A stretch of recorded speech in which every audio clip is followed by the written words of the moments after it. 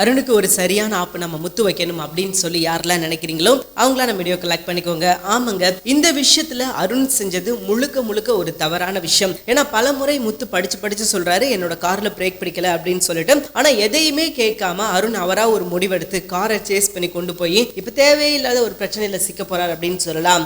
சரி, லாஸ்ட் எபிசோட்ல எதோ முடிச்சிருந்தாங்க அப்படின்னா முத்து வந்து போலீஸ் ஸ்டேஷனுக்கு ஏத்திட்டு போறாங்க. அண்ட் அப்ப அவர் இன்ஃபார்ம் பண்றாரு இந்த மாதிரி கார்ல பிரேக் பிடிக்கல அப்படின்னு சொல்லி எவ்வளவு சொல்றாரு. அதை வந்து அருண்குமார் கேட்கறதே இல்ல. அண்ணா நீங்க போய் அந்த கார் எடுத்துட்டு வாங்க அப்படின்னு சொல்லி அங்க இருந்த ஒரு கான்ஸ்டபிள்ல சொல்றாரு. அவரும் போய் கார் எடுத்துட்டு கிளம்புறாரு. அப்பயும் முத்து வான் பண்றாரு பிரேக் பிடிக்கல அப்படின்னு சொல்லிட்டு. அதை எதுவுமே அருண்குமார் வந்து பொருட்படுத்தவே இல்லை. நீ என்னடா சொல்றது, நீ வேணுக்குனே தான் இந்த விஷயத்த பண்ணிருப்ப, என்ன கொலை பண்ணணும் அப்படின்னு சொல்லி நினைச்சிருக்க, பட் கொஞ்சம் மிஸ் ஆயிடுச்சு அப்படின்றதுனால நீ அப்படியே கார்ல பிரேக் பிடிக்கல அப்படின்னு சொல்லி எதையோ சொல்லி மலுப்ப பாக்குற அப்படின்ற மாதிரி அவர் சொல்ல, அப்போ முத்து கேட்கிறாரு, கெஞ்சுறாரு, சார் சொன்னா புரிஞ்சுக்கோங்க சார், இதுல ஏன் தப்பு எதுவுமே இல்லை, தெரியாம நடந்த விஷயம் அப்படின்னு சொல்லி எவ்வளவோ சொல்லி பாக்குறாரு. ஆனா எதையுமே அருண்குமார் கேட்கிற நிலைமையில அவர் இல்லை. ஏன்னா அவ்வளவு தூரத்துக்கு அவரோட மனசுல வந்து ஒரு வண்ணம் பரவிருச்சு அப்படின்னு சொல்லலாம். அதனாலதான் அவர் என்ன சொன்னாலும் அதை அவர் கேட்க மாட்டேங்கிறாரு. சரி, இது ஒரு பக்கம் இப்படி இருக்க, இன்னொரு பக்கம் பாத்தீங்கன்னா முத்துவ ஸ்டேஷனுக்கு கூட்டு போனாங்க. அங்க இன்ஸ்பெக்டர் இருக்காரு. அவர்கிட்ட நடந்த விஷயத்தை எல்லாத்தையும் பாத்தீங்கன்னா ஒண்ணு விடாம அருண்குமார் சொல்றாரு. அருண்குமார் அவர் பாயிண்ட் ஆஃப் வியூல அவருக்கு நடந்த மாதிரி அவர் வந்து தப்பா புரிஞ்சிருக்காரு. அவர் புரிதலுக்கு தகுந்த மாதிரி எல்லா விஷயத்தையும் அப்படியே மாத்தி சொல்றாரு. இந்த மாதிரி என்ன கொலை பண்ண பார்த்தா சார், இது ஒரு கொலை முயற்சி, என் மேல கார் விட்டு ஏத்துறதுக்காக ஒரு முயற்சி பண்ணா, பட் கொஞ்சம் தப்பிச்சுட்டேன், நான் மட்டும் அந்த இடத்துல இருந்திருந்தேன் அப்படின்னா என்னையே கார் ஏற்றி கொண்டிருப்பான் சார், பலமுறை எனக்கும் இவனுக்கு வந்து பிரச்சனை போய்கிட்டே இருந்திருக்கு சார் அப்படின்ற மாதிரி இல்லாத ஒரு விஷயத்தை இட்டுக்கட்டி அவர் சொல்றாரு. அப்பயும் முத்து வந்து இன்ஸ்பெக்டர் சொல்றாரு, சார் அப்படிலாம் கிடையாது சார், என் கார்ல பிரேக் பிடிக்கல சார் அப்படின்ற மாதிரி எவ்வளவு சொல்றாரு. பட் எதையுமே வந்து காது கொடுத்து யாருமே கேட்க மாட்டேங்கிறாங்க. அங்க ஒரு போலீஸ்காருக்கு பிரச்சனை அப்படிங்கும்போது எல்லா போலீஸ்காரங்களும் சேர்ந்து யாருக்கு சப்போர்ட் பண்றாங்க அப்படின்னா அருண்குமாருக்கு சப்போர்ட் பண்றாங்க. முத்து பக்கம் இருக்கிற நியாயத்தை கொஞ்சம் கூட கேட்கிற நிலைமையில கூட இல்ல. அவர் என்ன சொல்ல வர்றாரு அப்படின்றத கூட புரிஞ்சிக்கவே முடியல. சோ அப்ப இன்ஸ்பெக்டர் போகும்போது சொல்றாரு, இவன் காரை வந்து எக்காரணத்தை கொண்டு கொடுத்துறாதீங்க, நான் வர்ற வரைக்கும் இருக்கட்டும். ஏண்டா அவனுக்கு எவ்வளவு தைரியம் இருந்துச்சு அப்படின்னா போலீஸ்காரரே நீ கொலை பார்த்திருப்பியா, நீ அவ்வளவு தூரத்துக்கு நீ பெரிய ஆள் ஆயிட்டியா, கொலை செய்யணும் அப்படின்னு முயற்சி பண்ற அளவுக்கு நீ வளர்ந்துட்டியா அப்படின்ற மாதிரி கேட்டு சண்டை போடுறாரு, ஆர்கியூமெண்ட் பண்றாரு. பட் இப்ப அவருக்கு என்ன பண்றதுனே தெரியல. சோ அவரும் ஒரு கட்டத்துல என்ன பண்றாரு அப்படின்னா முத்துவும் பொறுமையா இருந்தாகணும் அப்படின்ற ஒரு சுச்சுவேஷனுக்கு தள்ளப்படுறாரு. ஸோ அவர் முத்தும் பார்த்தீங்கன்னா ரொம்ப பொறுமையா இருக்கிறாரு. அண்ட் அருண்குமார் வாய்க்கு வந்தபடி அவ்வளவுதான்டா, இன்னையோட காலிடா, இதுக்கப்புறம் நீ உன் ஜென்மத்திலே கார் ஓட்டவே முடியாத அளவுக்கு நான் உன்னை ஆக்குறேன்டா அப்படின்ற மாதிரி சொல்லிட்டு அவர் வாய்க்கு வந்தபடி அவர் சவால் விடுவார் இல்லையா. ஆனால் சவால் விடணும் அப்படின்றதுக்காக தான் இவ்வளோ பெரிய விஷயம் பண்ணியிருக்காரு. அப்போ அவர் சவால் விடாமல் இருப்பாரு, கண்டிப்பாக சவால் விடுறாரு. பாப்பண்டா, நீயா நானும் மோதி பார்த்துருவோண்டா, என்னை சீண்டி பார்க்கணும் அப்படின்னு சொல்லி நினைச்சிட்டேல, இன்னையோட காலி, இதுக்கப்புறம் நீ கார் ஓட்டணும் அப்படின்ற விஷயத்த நினைச்சு கூட பார்த்துடக்கூடாது அப்படின்னு சொல்லிட்டு வாய்க்கு வந்தபடி பேச முத்துவும் அப்செட் ஆயிட்டாரு. என்னடா அது பிரச்சனை இப்படி போய்கிட்டு இருக்குது அப்படின்னு சொல்லிட்டு முத்து கொஞ்சம் கூட எதிர்பார்க்கல இந்த பிரச்சனை இப்படி போகும் அப்படின்னு சொல்லி. ஸோ முத்து ரொம்ப ஷாக்ல தான் இருக்காரு. அடுத்து கொஞ்ச நேரத்தில் பார்த்தீங்கன்னா இந்த கான்ஸ்டபிள் வந்தார் இல்லையா, அவர் கார் எடுத்துட்டு வர்றாரு. வந்து அவர் வந்து நின்று பேசிக்கிட்டு இருக்கும்போது இன்ஸ்பெக்டர் வர்றாரு. அப்போ என்ன விஷயம் அப்படின்னு சொல்றாரு அப்படின்னு பார்த்தீங்கன்னா, அவர் சொன்னது சரிதான் சார், கார்ல பிரேக் பிடிக்கல, அவ்வளோதான்டா காலி அருண்குமார். ஏன்னா இதே விஷயத்தை தான் திரும்ப அருண்குமார்கிட்ட நம்ம முத்து சொன்னாரு.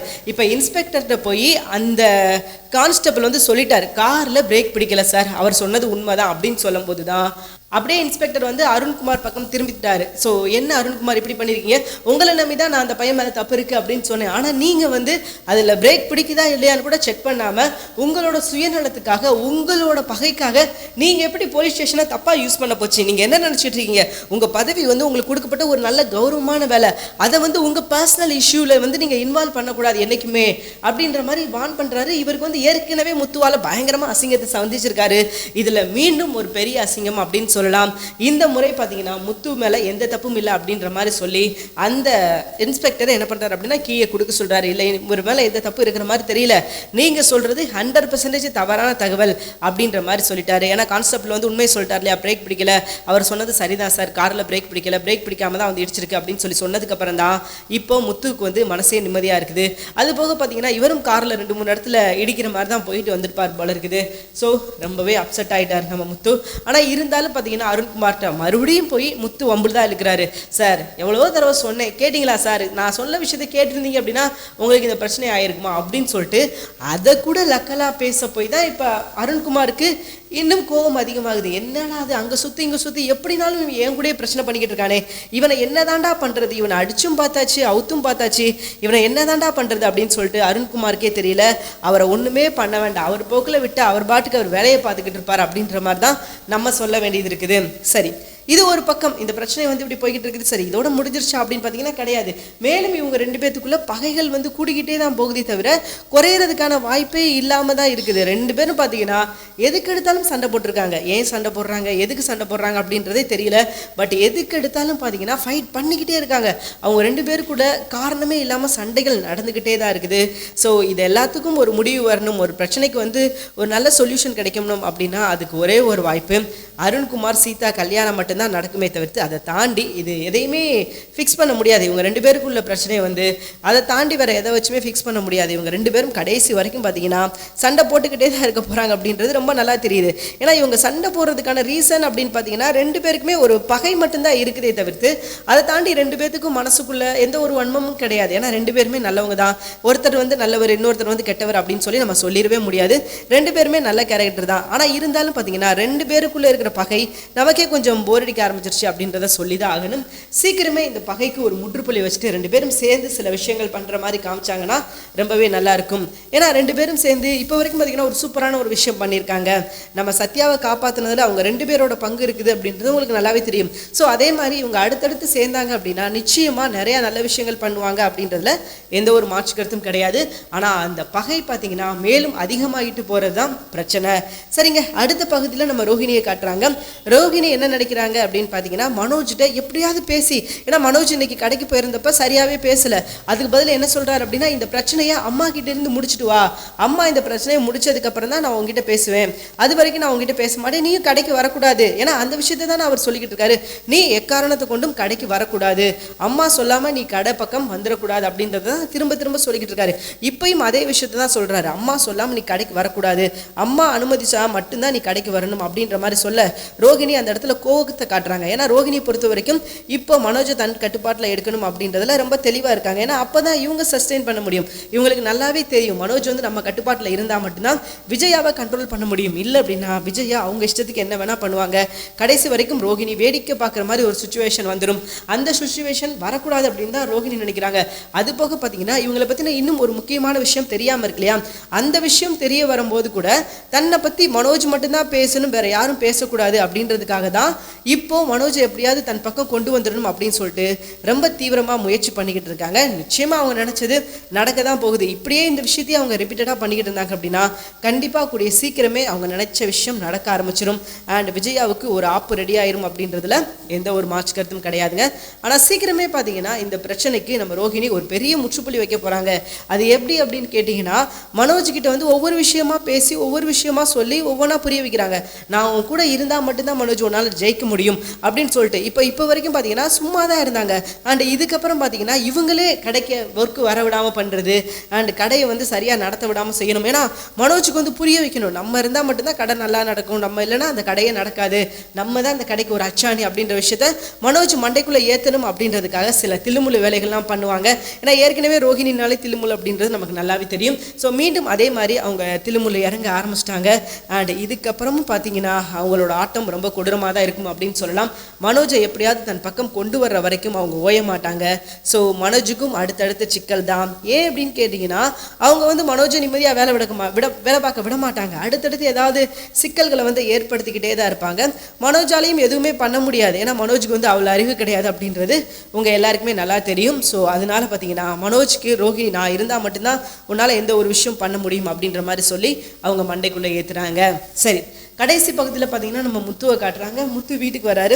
வீட்டுக்கு பார்த்தீங்கன்னா டென்ஷனாக உட்கார்றாரு. ஏன்னா அவருக்கு இப்போ தண்ணி அடிக்க முடியாது, தண்ணி அடித்தாலும் பிரச்சனை. ஸோ தண்ணி அடித்தாலும் ஏதாவது சொல்லி சண்டை போடுவாங்க அப்படின்றது முத்துவுக்கு நல்லாவே தெரியும். ஸோ அதனால தண்ணி அடிக்காமல் இப்போ வீட்டில் போய் ரொம்ப டென்ஷனாக உட்காந்துருக்காரு. மீனா கேட்குறாங்க, என்னங்க என்னாச்சு, ஏன் இவ்வளோ டென்ஷனாக உட்காந்துருக்கீங்க, எதுவும் பிரச்சனையா அப்படின்னு சொல்லி கேட்கும்போது இப்போ அங்கே நடந்த விஷயத்தை எல்லாத்தையும் சொல்கிறாரு. மீனா, அன்றைக்கி ஒரு பெரிய சம்பவம் ஆயிடுச்சு மீனா, என்னோட காரில் பிரேக் பிடிக்கல அப்படின்ற மாதிரி சொல்ல, அது எப்படிங்க பிரேக் பிடிக்காமல் போகும், நல்லா இருந்த வண்டி தானே, திடீர்னு சடனாக பண்ணால் எப்படி பிரேக் பிடிக்காமல் போகும், அதுக்கு எதுவும் பாசிபிள் இருக்குதா அப்படின்ற மாதிரி முத்துட்ட கேட்குறாங்க.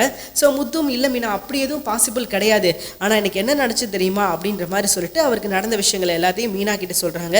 மீனாவும் கேட்குறாங்க, என்னங்க சொல்கிறீங்க, இவ்வளோ பெரிய சம்பவம் நடந்திருக்கு அன்றைக்கி ஒரே நாளையில் அப்படின்ற மாதிரி கேட்க, ஆமாம் மீனா இந்த மாதிரி ரொம்ப கொடூரமான சம்பவம் நடந்துருச்சு, நான் கூட இப்படியெல்லாம் நடக்கும் அப்படின்னு சொல்லிட்டு கனவுல கூட நினச்சி பார்க்கல மீனா, ஆனால் எல்லாம் என் கை மீறி நடந்துருச்சு அப்படின்ற மாதிரி இவங்க சொல்லிக்கிட்டு இருக்கும்போதே அண்ணாமலையும் வராரு. அப்போ கேட்குறாரு, என்னப்பா என்னாச்சு அப்படின்னு சொல்லி கேட்கும்போது அண்ணாமலைகிட்ட சொல்ல, அண்ணாமலை எப்படிப்பா இது நடந்திருக்கும், எதுவும் வாய்ப்பு இருக்குதா அப்படின்ற மாதிரி கேட்க, இல்லைப்பா அந்த மாதிரி எதுவும் வாய்ப்பு கிடையாது அப்படிங்கும்போது, ஸோ சம்திங் ராங்க, ஏதோ ஒரு தப்பாக நடக்குது நம்மளை சுற்றி.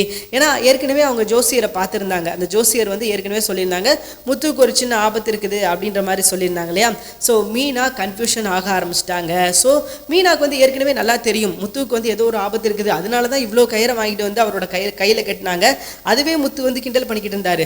ஸோ இப்படி ஒரு சம்பவம் நடந்தோடனே முத்து மீனா பயப்பட ஆரம்பிச்சிட்டாங்க. ரைட்டு, நம்மளை சுற்றி ஏதோ வந்து ஒரு பிரச்சனை நடக்குது, யார் மூலியமாக அந்த பிரச்சனை வருது, அதை எப்படி கண்டுபிடிக்கிறது அப்படின்றது மீனாக்கு எதுவுமே தெரியலை. ஆனால் இருந்தாலும் இந்த பிரச்சனையை எப்படியாவது முடிக்கணும் அப்படின்னு சொல்லி மீனாவும் முயற்சி பண்ண போகிறாங்க. ஆனால் இந்த பிரச்சனையை முடிக்க முடியுமா அப்படின்னு கேட்டிங்கன்னா கண்டிப்பாக வாய்ப்பே கிடையாது. ஏன்னா இப்போ தானே இந்த பிரச்சனை ஆரம்பிச்சிருக்குது. ஸோ அதனால அவ்வளோ சீக்கிரமெல்லாம் முடிக்க முடியாது. அதுக்கு பதில் ஆல்டர்னேஷனாக ஏதாவது சொல்யூஷன் தேட முடியுமா, ஏதாவது ஒரு விஷயம் பண்ண முடியுமா அப்படின்னு சொல்லி நம்ம மீனா முயற்சி பண்ண போகிறாங்க. பட் அது வந்து நடக்குமா அப்படின்னு கேட்டிங்கன்னா வாய்ப்புகள் ரொம்ப கம்மி தான். ஸோ எப்படியாவது இந்த பிரச்சனையை நல்லபடியாக சீக்கிரமே முடிச்சாகணும்.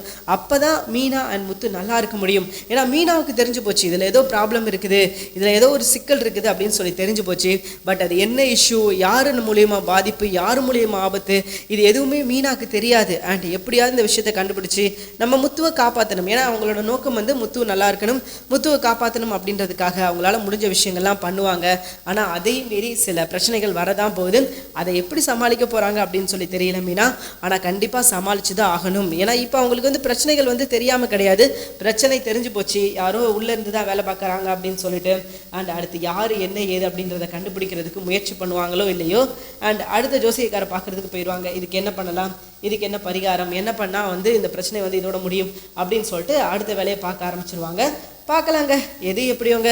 இதுக்கப்புறம் மீனா இதே தப்பை பண்ணக்கூடாது, முத்துவுக்கு ஒரு நல்ல ஹெல்ப்பாக இருக்கணும் அப்படின்றது நம்மளோட ஆசை. இப்போ வரைக்கும் எபிசோட், அதாவது 4 எபிசோட் இப்படி தாங்க போகுது. தேங்க்யூ ஃபார் வாட்சிங். நிச்சயமாக இந்த வீடியோ உங்களுக்கு பிடிச்சிருக்கும் அப்படின்னு சொல்லி நான் நம்புகிறேன்.